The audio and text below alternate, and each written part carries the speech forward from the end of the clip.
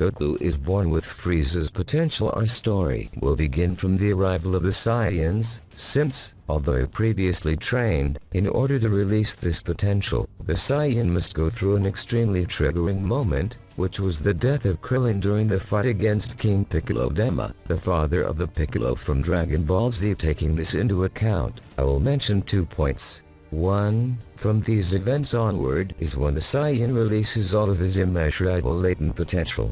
2. His leap in power will be practically exponential, but, because it is a random genetic mutation and has no connection to his royal blood, it cannot be inherited by the members of his family. Continuing and beginning, everything will start at Chem House. Damn it, that bastard Raditz took my son, and if I don't return in less than 2 days, he'll kill him just for fun, said the Saiyan, extremely enraged and helpless. You must remain calm, Goku. Remember your training. There must be something capable of helping you defeat him. You have defeated extremely powerful opponents, and although your brother is stronger, his fighting power is not that far from yours, said Roshi. Goku listened and began to think back, remembering his training with Roshi, then drinking the water of the gods at Kirin Tower, later training with Mr. Popo, and finally, remembering the most important thing. The hyperbolic time chamber, exclaimed the Saiyan, jumping upon finding the solution. Hyperbolic time chamber? Asked Krillin beside him. That's right. The hyperbolic time chamber is a place where I can train 1 year in a single Earth day. It's the best way to solve this, exclaimed the Saiyan, rushing at full speed to Akami's lookout. None of the Z warriors could stop him, because driven by all his fury, and by such a dire situation, he made the decision without hesitation. Upon arriving, he was immediately received by Kami. Goku, I have seen what happened, and Mr. Popo has prepared the chamber for you. Keep in mind that it is now more difficult to endure inside it, so do not let your guard down and make the most of it. Remember your objective. These were the last words of Kami that echoed deep within the Saiyan's mind as he crossed the door to obtain a new power. An imposing aura dyed itself around him and a gust of wind swept through the entire room. He had finally entered, and the white void was infinite. It did not seem to have an end or a beginning, but what was truly drastic appeared when he placed 1 foot outside the main room. He immediately fell, hitting himself quite hard and bleeding from his head. What is this? It really became much more difficult, exclaimed the Saiyan, fighting with all his strength not to lose consciousness. He had just entered, and could not even withstand the weight of his own body.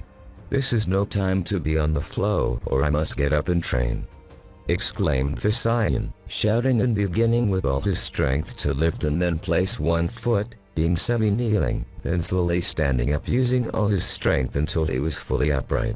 Then, little by little, he began to walk through the chamber, taking maximum precaution. However, he went too far. Damn it, Hector's, ha! I went too far. Now I must return before nightfall or I'll get lost, thought the Saiyan, hurrying and falling to the floor, beginning to crawl little by little throughout the chamber, but following his trail, he managed to arrive before nightfall. Then he ate, and afterward took a senzu bean. He needed to recover. His body was hurting like never before, and his bones and joints needed more than just simple food. After recovering, he gained an extremely incredible power-up, this in only his first day, reaching 100,000 units. This power is astonishing. With this it is more than enough to defeat Raditz, but I can't leave this place until the time is up, thought Goku, looking at the clock above. I will take advantage of the time I have left, and I will become so strong that no one will be able to endanger my loved ones or the earth, thought the Saiyan, extremely motivated, going to rest. Thus, days, weeks, and months began to pass inside the hyperbolic time chamber. The Saiyan's power-ups were impressive. Sometimes he focused on his mental power, which reduced the raw power gained that day, but the control allowed him to improve and discover many new techniques to add to his arsenal. One of them by accident was instant transmission, as well as the Kirikin. Note: I know these are techniques belonging to King Kai, but through trial and error, he managed to achieve them. Returning to the story, in the same way, on the days he focused on training his physique and improving his power, it increased drastically, and he also managed to unlock an unbeatable physical state, at the same time that his muscles and bones were reinforced like adamant, becoming almost impenetrable, not to mention that his speed and strength had increased in the same way. By logic and by the extreme power he wielded. After so much testing, the Saiyan discovered a transformation that enhanced his abilities. The Super Saiyan, and then he continued experimenting, reaching its second and third stages, and finally reaching a God state, far superior to Super Saiyan 3, but inferior to Super Saiyan God, that is, Super Saiyan Red.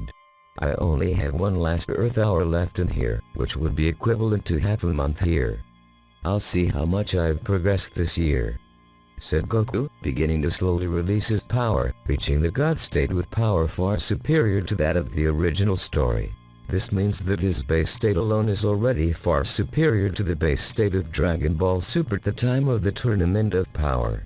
Taking into account that Goku had a base state of under 1,000 units, in less than 1 year, he obtained practically all his transformations, and besides that, his overall power is far superior to his Dragon Ball Super counterpart. Returning to our story, the Saiyan, after being satisfied with his hard training, his acquired faculties, and all the power he had reached, decided to take his remaining days as rest and mental work, avoiding overexertion, since rest was fundamental for good progress. "I think it's enough. In this year I have become so powerful that I don't recognize myself," said Goku, looking at himself and briefly analyzing himself, noticing his colossal progress. Eventually, time passed, and the Saiyan exited the hyperbolic time chamber. This time, upon exiting, the airflow changed suddenly. Nothing seemed to be the same anymore, and both Kami and his assistant immediately noticed this. "It seems you have become very powerful, Goku," said the God of Earth.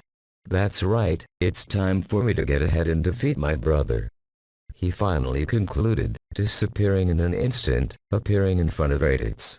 Upon noticing his presence, Raditz jumped backward, extremely surprised, and as soon as he calmed down, he noticed the change in the airflow. This was no longer the same Goku who just a day ago he had easily defeated. His mere presence altered the balance of nature itself. "Who are you?" exclaimed Raditz, uncertain.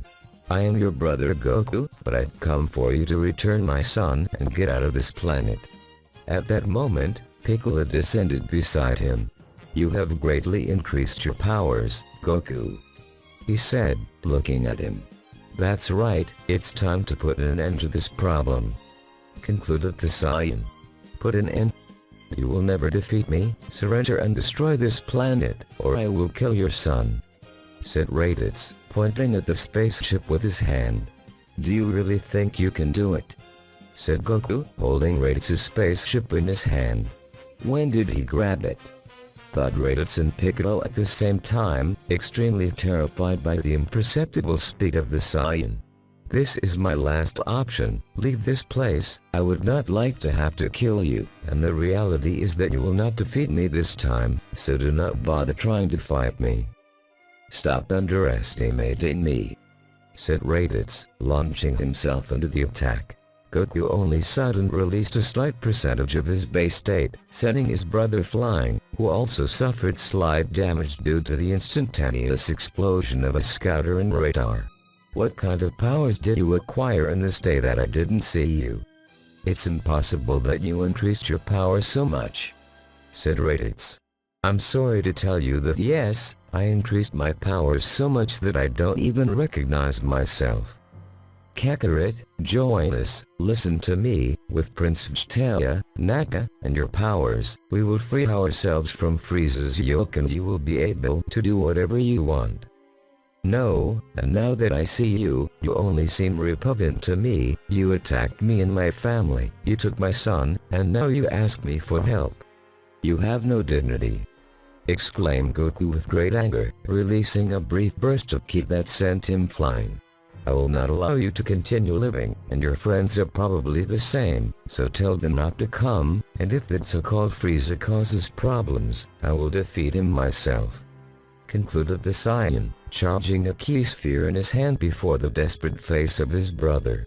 Wait, Kakarot, I'll give you anything, but let me live. I'll tell Vegeta and Nappa not to attack you, but let me live, said Raditz, before the merciless gaze of Goku, who without any compassion annihilated him in front of Piccolo without a single shred of remorse. What happened to you, Goku? Asked Piccolo, surprised and cautious. Piccolo, you have not harmed anyone other than me, and that was natural because I killed your father, but he attacked my family, and whoever attacks my family does not deserve compassion. You would do the same for your son, wouldn't you? Asked the Saiyan, extremely serious. That's right, Piccolo finally replied.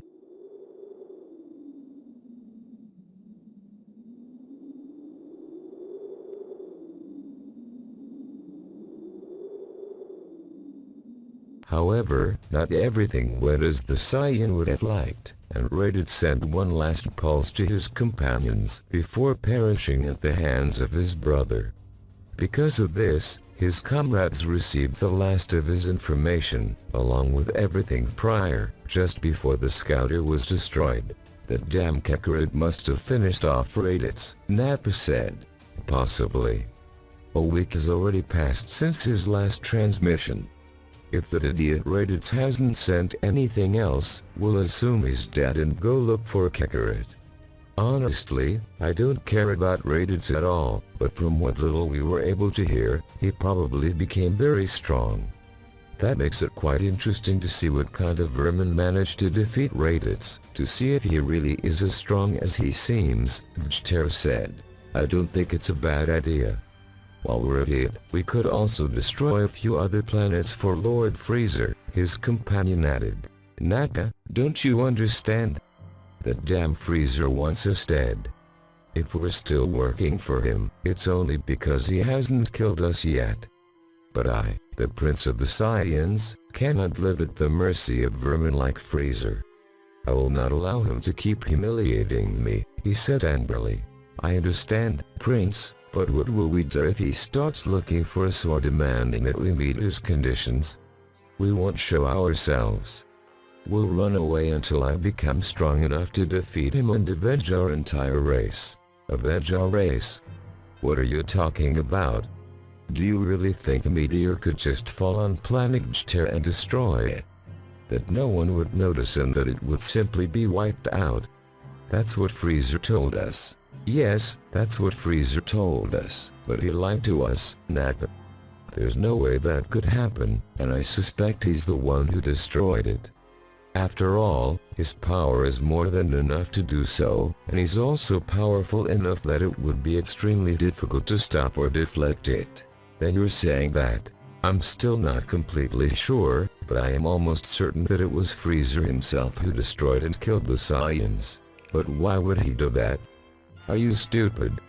Someone spread the legend of the Super Saiyan, and knowing us, knowing that we don't like serving anyone, he must have been afraid. Besides, the Super Saiyan would turn him to dust. That's why he destroyed it all, so that no one capable of killing him would ever be born, and so that we wouldn't be the ones to take control of the universe. Oh, now everything makes sense, Nappa finally exclaimed. Either way, that doesn't matter much right now. What matters is seeing how strong Kakarot really is, and that will take time, so we might as well use a few planets to train.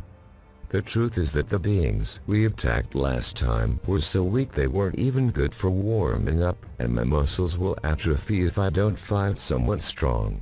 That's right, Prince. We need strong opponents. I hope that idiot Kakarot isn't just a braggart. I hope so too. Still, the fact that he's stronger than Raditz already tells us a lot, the prince concluded, setting off with Nappa towards Earth. At this moment, a training session was taking place between the Saiyan, his son, and Piccolo. I don't know, I have a bad feeling, Goku added aloud. What are you talking about, Goku? Piccolo asked seriously. I don't know, but the best we can do for now is make good use of our time and train, Goku concluded, resuming training with the two of them. Due to their condition, neither of them was even capable of making Goku put in real effort against them. In fact, in order to progress, Goku had to train on his own, doing so by using Tien Shinhan's technique, cloning himself over and over again and fighting against his own copies. However, Ken and especially Piccolo, not wanting to fall behind, trained alongside him as well. Even so, due to the almost limitless latent potential of the Saiyan progenitor, despite the harsh training both of them underwent, instead of closing the gap in power, the opposite happened.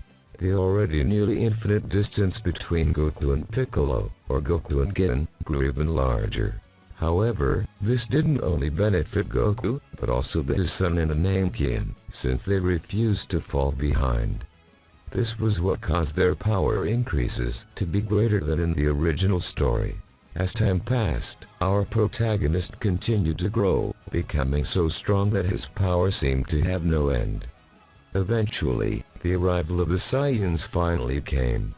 However, Goku didn't only train for himself and to help his son and the Z fighters. Because, although I didn't mention it before, it is a fact that all the Z fighters continued training. Naturally, the ones who gained the most power were, without a doubt, Ken and Piccolo. Still, Krillin and the others also kept training. Returning to the point, Goku also went to Kami, who in turn warned him about the arrival of other Saiyans, all based on what King Kai had told him after observing Earth.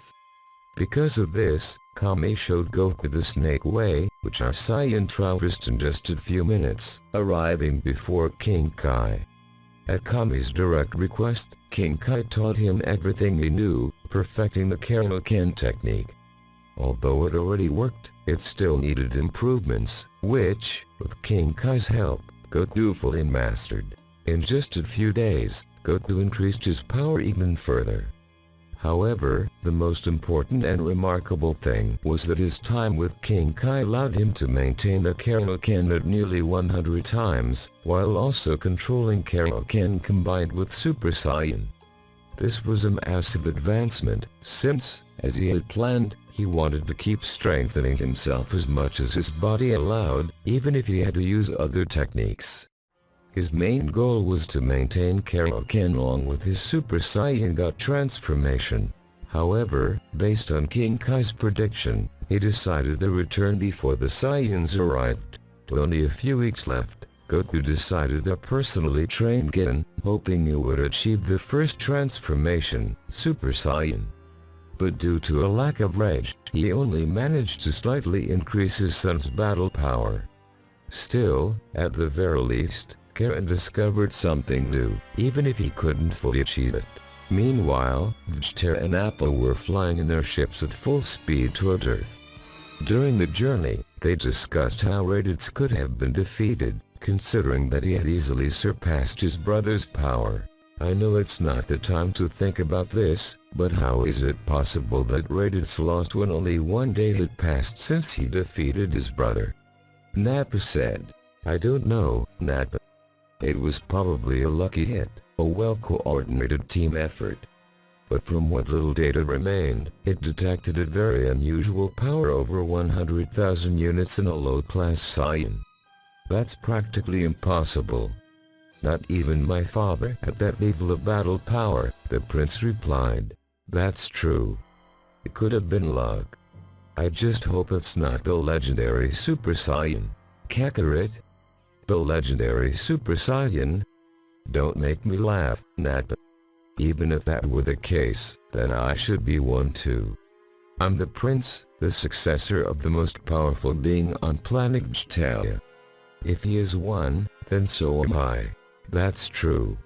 You are the most powerful being among the Saiyans. It would be ridiculous for you not to be a Super Saiyan. Still, we must be cautious. We don't know Kakarot's exact battle power, or if he has some weapon capable of killing us. I don't believe he could surpass Raditz's power in a single day, though it's true Raditz was a weakling. Exactly. Maybe he used a weapon and caught the weakling Raditz by surprise. Let's be careful, Prince, Nappa concluded. Finally, the two Saiyans landed.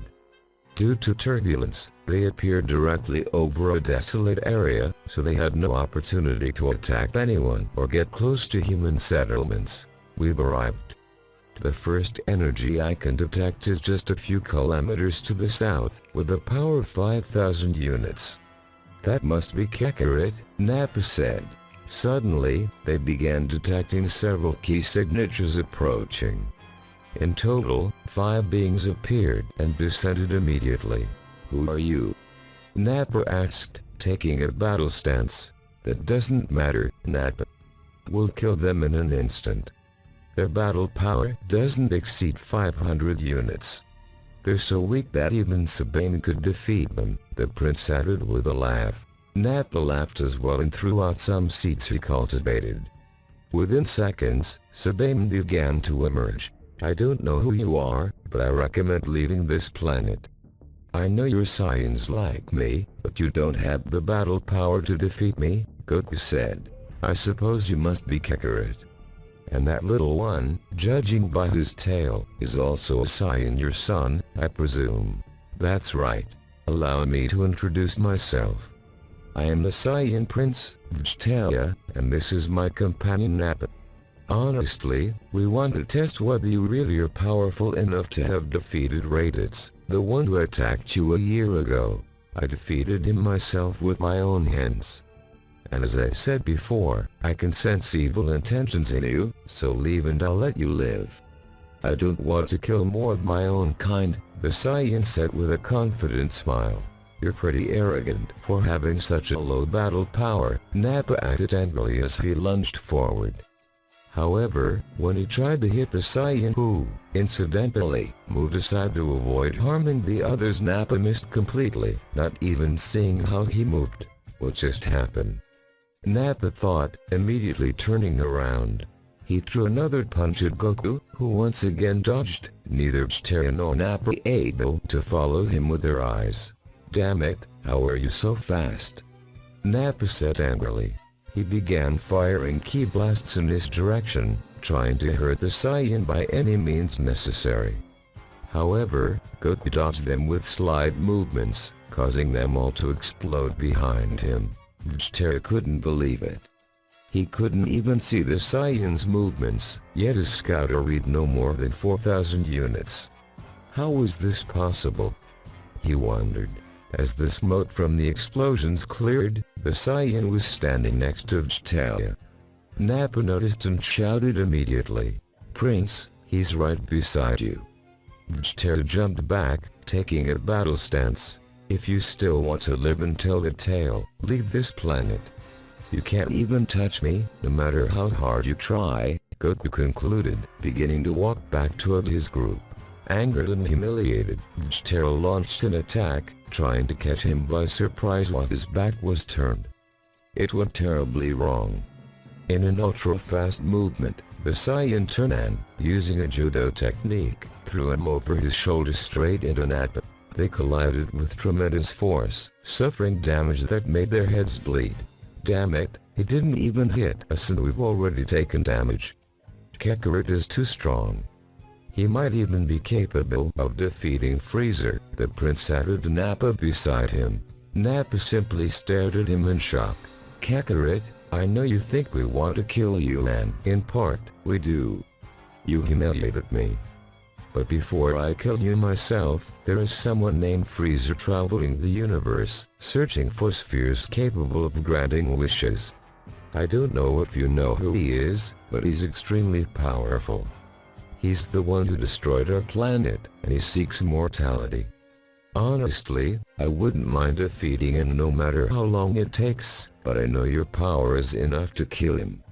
If that idiot Frieza achieves immortality, he'll be eternal and invincible. We wouldn't be able to defeat him, and that would be the end of everyone, the prince said aloud. So someone is searching for the Dragon Balls. Is this Frieza really as powerful as they say, or is it nonsense? Goku asked. I don't know what your true power is, but he has enough strength to wipe out entire races. He was the one who destroyed planet Vegetalia, the planet of the Saiyans, the prince concluded. Alright. I'll see what I do. But leave this planet. I'm not interested in you at all, and you're not good people. Anyone who puts my friends at risk, I will kill, Goku said. Fine, Vegeta concluded, leaving, to the stunned and shocked expression of his companion. You're just leaving like this, Prince? Nappa asked. Nappa, sometimes I feel you're incapable of seeing beyond strength or power. Kakarot is in another league. I haven't been able to see him even once. Fighting him is pointless and he was only playing with us. But I won't let this go. I'll become so strong that I'll kill him. No Saiyan can be stronger than me, the prince concluded as he entered the ship with his companion, each in their respective pods, leaving the planet.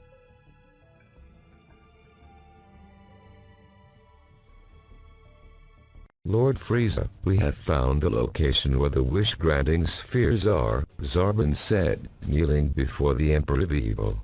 Orderly? Where are they? I want to go immediately. They are located on a distant planet, sir, but we will arrive in a few weeks if we depart now. Very well, do it. I want to obtain my immortality as soon as possible, concluded the Emperor. That damn has me tired with his arrogance. I will become immortal, and no one will be able to defeat me, Frieza thought, laughing macabrely. Before Zarbon could leave, Frieza stopped him. Have you received any reports from the prince and his squad? I hope Vegeta has not betrayed us, he asked. The last report we received was that they were heading to Earth to look for Raditz's brother, and once they arrived, the scouters were destroyed, so we obtained no further information. The scouters were destroyed, huh, he said out loud. That idiot Vegeta is surely plotting something to prevent us from hearing that conversation, the King of Evil thought. Very well, you may go, Frieza concluded, remaining deep in thought. At that moment, the ship began flying at full speed to a planet named. Lord Frieza, would you like me to also summon the Ginyu Force? They have not received a direct order from you in quite some time and would like to assist you on your expedition to the planet of the wish-granting spheres, Ginyu said after entering the Emperor's chamber. I don't know. Are there very powerful beings on that planet? The Emperor asked. Sir, according to the records, very few have ever passed through this planet, and none have gathered relevant information, so we truly do not know the inhabitants' battle power. Orderly? In any case, I doubt there's anyone truly strong, but if that is what you wish, you are invited to participate in the expedition. Replied the Emperor of Cold, immersed in malice. It will be a simple task for the most powerful forces in the universe. Ginyu concluded, leaving. Then Sorbet appeared, entering after asking for permission. What do you want, Sorbet? The Emperor asked. Sir, I know you may not take me seriously, but I want to inform you of something extremely important. Speak. During my travels through the universe, I passed near the planet where Prince Vegeta landed. I see. And?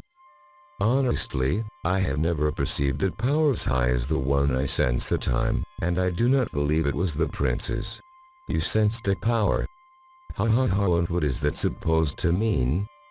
What I mean is that there's a very powerful being in the universe, one we should be cautious of.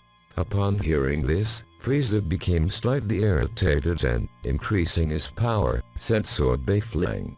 Are you implying that there is someone stronger than me? He asked, staring at him with bloodlust. And no, of course not, sir. I know you are the strongest, no one has ever defeated you, not even the Saiyans. I simply wanted to inform you that it is possible there is someone very troublesome. Reducing his bloodlust and power back to normal, Frieza approached and said, Very well. I want you to remain alert for any possible inconvenience. Otherwise, you may go. But before you leave, answer me something. Sorbet, standing up and brushing off the dust, awaited Frieza's question. Why do you believe that power was not the prince's? Honestly, the prince has a different type of power, and it has never been that high. That power, for a few brief moments, exceeded 200,000 units, which is more than enough to destroy a planet. And when I approached to observe, I saw something that honestly left me astonished. What did you see? I saw the prince and his companion fleeing from a planet. I see. You may withdraw. Very well, Sorbet concluded, leaving. Thus, the long and irritating journey began for the Emperor of Evil, whose anxiety over the wish-granting spheres would not let him sleep, day or night. How much longer until we arrive? Frieza asked for the umpteenth time during the journey. We are 2 days away from arrival, sir. We have contacted active personnel near the planet and have gathered information about its inhabitants. Most of them are Namekians, green skin and grotesque beings, similar to Eric's, but with the peculiarity that they have 2 lineages, one focused on strength and combat, and the other, the most important, focused on the control of celestial, ancestral dragons, etc. These sorcerers are capable of summoning these dragons. They are the ones who allow the creation of the spheres and grant them the power to fulfill wishes. Oh, I see. Interesting. And tell me, how powerful are the warriors? Sir, compared to you, they are mere insects. But for most of our basic forces, they are very strong. Even so, their battle power is not overwhelmingly superior, so several soldiers together could defeat one of them. However, considering we seek the fewest casualties possible, Dodoria, Zarbon, and the Genya force could easily and effortlessly defeat them. I understand. Then you will handle it. Our soldiers will dominate the villagers and defeat the weakest, as well as search for the spheres they will surely hide. That is what we will do then, Zarbon concluded. The days passed, and they finally arrived at the planet. So this is Planet Namek. Yes, my lord. This is where the Namekins live, and where your dream of immortality will be fulfilled. Indeed, Sorbet. Let us descend. I want to breathe real air. I am tired of being outside. The ship descended and landed, an act that alone terrified the villagers, as an extremely powerful and malicious energy was perceived inside the vessel. The hatch finally opened, and a figure atop a floating pod emerged, towering over all. So this is Namek. We have finally arrived. Who are you? The nearby villagers shouted. Be quiet already. I have come for the wish-granting spheres. If you give them to me, I will not harm any of you. We will never give them to you. You are a being with immense negative energy. The villagers shouted. In a merciless act, Frieza annihilated several of them with laser beams that pierced straight through them, killing them instantly. Upon witnessing this scene, the Namekian warriors charged to attack him.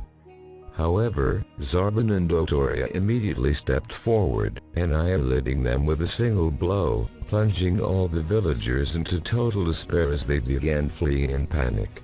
These cockroaches will be annoying, Frieza exclaimed, beginning to kill without mercy, though leaving some alive to interrogate.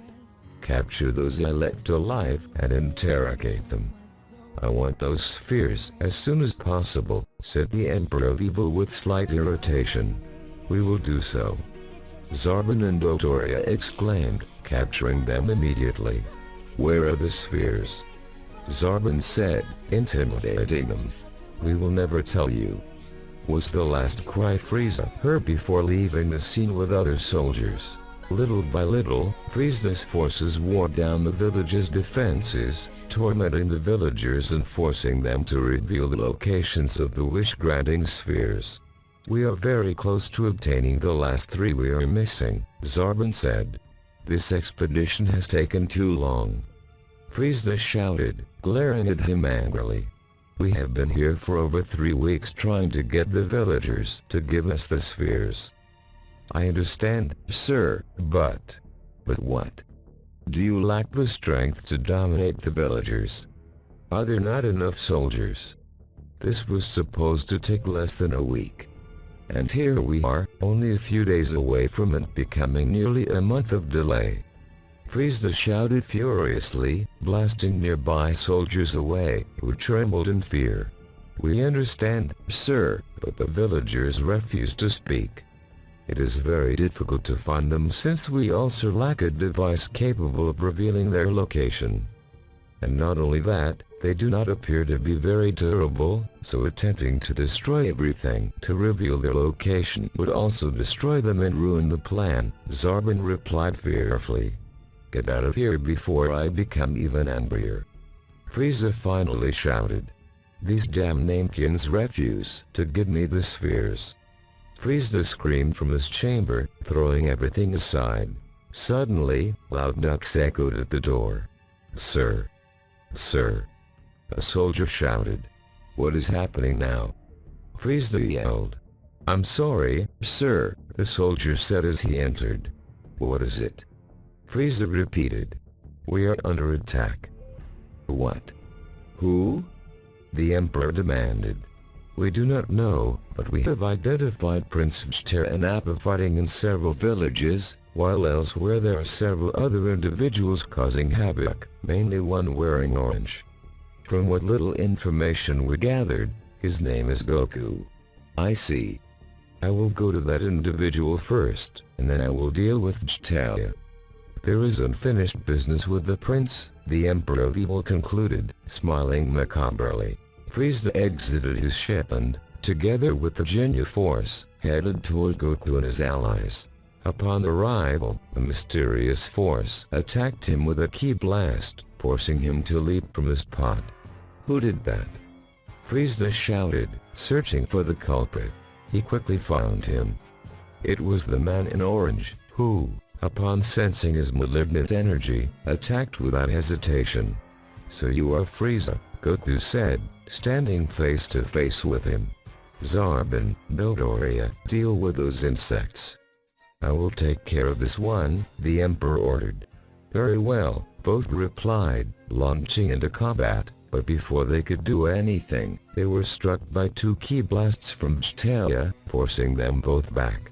"The damn Vegeta attacked us from behind," Dodoria shouted with disdain, returning to Frieza. "And who are you?" he asked arrogantly. "I am Goku, a Saiyan born on Earth, and I have come to end your reign of evil." "End me?" "Ha ha ha. That's right. I will make you pay for everything you've done, and all the damage you have caused the innocent Namekins. It saddens me that you think you can defeat me, but I will show you a bit of my power so you grow afraid and beg me for mercy on your knees," Frieza said, laughing as he raised his power to the maximum in his first form, astonishing everyone except the Saiyan and his son, who watched from nearby. "Was that all?" the Saiyan asked, disappointed. At that, Frieza lunged into battle, angered by the protagonist's comment.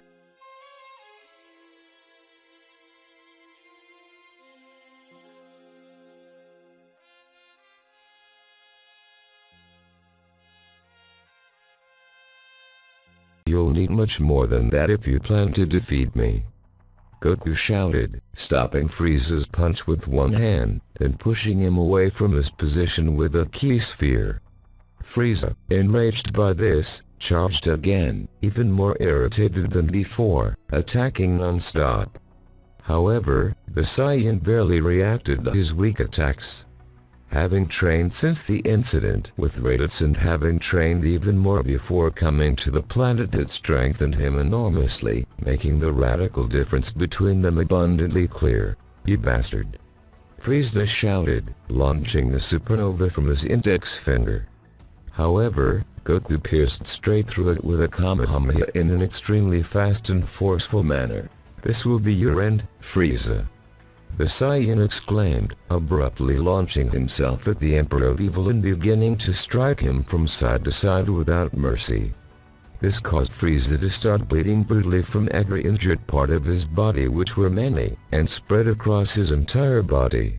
Driven by his desperate attempt to escape the Saiyan's grasp, the Emperor hastily searched for an opening, leaving himself unprotected, something the Saiyan immediately took advantage of, striking him in the stomach, making him spit blood and fall to his knees. So this is the great Frieza who terrifies everyone, Goku said, stepping on his head, which enraged the Emperor of Cold beyond measure. I won't allow you to humiliate me like this, he shouted, trying to stand up with all his strength. However, it was useless, so he fired a ki blast at the Saiyan's foot. Seeing this, Goku simply moved it aside, dodging the attack. Frieza then jumped backwards and, shouting, entered his final transformation. This time he was serious, using all of his power, no more detours. I hope you don't run away after seeing my magnificent power, foolish Saiyan, Frieza exclaimed, laughing macabrely. Is that all? Huh? If that's all your power, honestly, you disappoint me. It seems fear has driven you insane. Very well, I'll kill you quickly so you don't suffer anymore, Frieza concluded, laughing as he launched himself to strike the Saiyan. Goku didn't even flinch. In fact, he let himself be hit without moving an inch. You truly disappointed me. I admit you have some interesting power, but you're incapable of defeating me, not even of forcing me to use a small fraction of my power.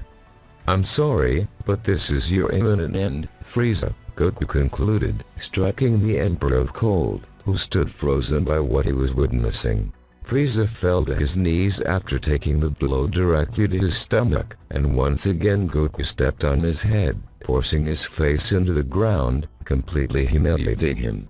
For all of you who think this guy is the king of the universe, I'm proving to you that no one is invincible, and that with hard training and insatiable dedication, anyone can show that this kind of individual is nothing more than trash, Goku said as he looked at Frieza's army, which stood paralyzed by the scene. This can't be, Frieza said, furious and at the same time terrified. Then Goku grabbed him by the head and hurled him into the sky. It's incredible, he really was very strong, Nappa said while looking at Vegeta. That's right. Kakarot wasn't just a braggart, and that idiot Raditz had the bad luck of fighting him.